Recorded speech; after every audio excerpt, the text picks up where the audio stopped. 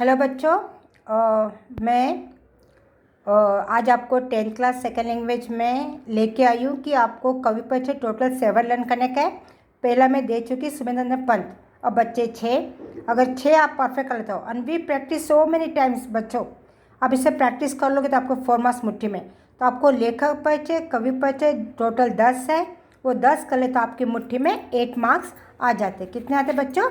8 marks. आइए अब आज आप करा रही हूँ मैं कवित्री मृदुल जोशी का परिचय। अब देखिए कवित्री मृदुल जोशी, तो कवित्री मृदुल जोशी का जन्म 1960 में उत्तराखंड के काठगोदाम में हुआ। उनका जन्म कहाँ हुआ? उत्तराखंड के काठगोदाम में। कब हुआ? 1960 1960। इनकी रचनाओं का मुख्य विषय क्या है? नारी चेतना और वह सम समाज का निर्माण, समाज में समानता का करना और नारी चेतना को जगाना, नारी को जगाना।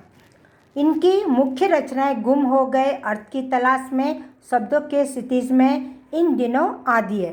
ओके बच्चों, अब नेक्स्ट वन। इतना आप लिख लेते हो, इच्छा से प्रैक्टिस कर लेते हो खुले खुले, तो you will get full 4 marks. अब आइए रामधीर दिनकर जी, रामधीर दिनकर जी, इसका कवि परिचय लिखिए। डॉक्टर रामधीर दिनकर जी का जन्म सन 1908 में बिहार के मुंगेर में हुआ। कहाँ हुआ? कौन से साल में? 1908 में बिहार के मुंगेर में हुआ। इन्हें हिंदी का राष्ट्र कवि भी कहा जाता है। किसका? हिंदी का राष्ट्र कवि कहता है।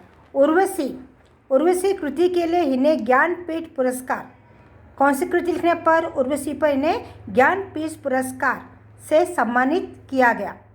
ओके। रेणुका, कुरुक्षेत्र, रसवंती आदि इनकी प्रमुख रचनाएं हैं। आदि मतलब एसेट्रा, तो मैंने यहाँ पे 3 ले ली, रेणुका, कुरुक्षेत्र, रसवंती। और इनका निधन मतलब मौत कब हुआ? 1974, मतलब 1974, तो कितना होगा? 74, 1974 में इनकी मृत्यु हो गई।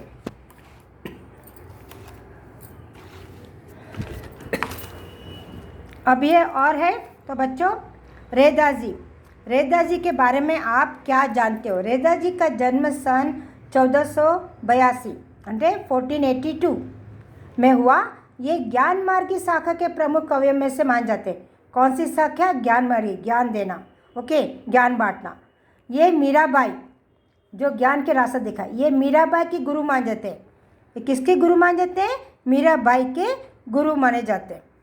तो मीराबाई कौन? इनके शिष्य हो गए, ये मीराबाई गुरु। इनकी प्रमुख रचनाएं गुरु ग्रंथ साहिब है, और जिनमें इनके पद संग्रहित, इनके जितने भी पद है वो किस में? गुरु ग्रंथ साहिब में। और इनका निधन सन 1527 में हुआ। कब हुआ? 1527 में। अब हम करेंगे बच्चों कवित्री मीराबाई के बारे में आप क्या जानते हैं। तो मीराबाई का जन्म कब हुआ बच्चों? सन 1498 में, 1498 में हुआ। मीरा भक्ति काल, कैसी? मीरा भक्ति काल की सगुण भक्ति की कवित्री। सगुण यानी जिसमें रूप हो, आकार हो, और निर्गुण मतलब रूप आकार नहीं। और मीरा किसकी भक्त थी? किसकी भक्त है वो? कृष्ण। और कृष्ण का रूप पता है, सिर पर मोर का मुकुट है, इस प्रकार से वो है। तो वो सगुण भक्ति धारा की कवित्री है। श्री कृष्ण इनके आराध्य थे, जिसको हम तन मन से पूजा करते। तो इनके आराध्य कौन थे? श्री कृष्ण थे। कृष्णोपासक कवित्रियों में श्रेष्ठ है वो। अगर कृष्णोपासक में कभी हम किसी कवित्री की बात करते हैं फीमेल में, तो उसमें सबसे पहला नाम किसका आता है? मीराबाई का। और वो माधुर्य भाव प्रयोग में, जो इनकी मिठास बहुत ही भरी है, अपने माधुर्य भाव से उन्होंने कई पदों की रचना की। उस प्रयोग में पटु थी, शेष थी, ग्रेट थी। ओके। इनकी प्रसिद्ध रचना मीराबाई पदावली है, और इनकी मृत्यु सन 1573 में हुई। ओके बच्चों, तो इस प्रकार से आप ये प्रैक्टिस कीजिए। 4 है, 4 में 1 हो गया 5, अब 2 है, तो वो बाद में नेक्स्ट दे देती हूँ। तो प्लीज़ बच्चों प्रैक्टिस वेरी वेल। इस प्रकार से आप 5 मिनट में अगर लर्न कर लोगे, क्योंकि हमने ये बहुत बार रिवाइज कर चुके हैं। तो जो भी नए देख रहे हैं, क्योंकि आपको कवि परिचय, लेखक परिचय टोटल 10 है, 10 के प्रैक्टिस करने से आपके मुट्ठी में 8 मार्क्स आसान जाता है। और आपको मैं 10-12 पेपर पार्ट भी सोल्व कराऊंगी, तो उसके अंतर्गत भी आपको मिनिमम 17-18 तो आ जाएगा, अगर आप अच्छी तरह से प्रैक्टिस कर लोगे। ओके बच्चों, प्लीज़ प्रैक्टिस वेरी वेल।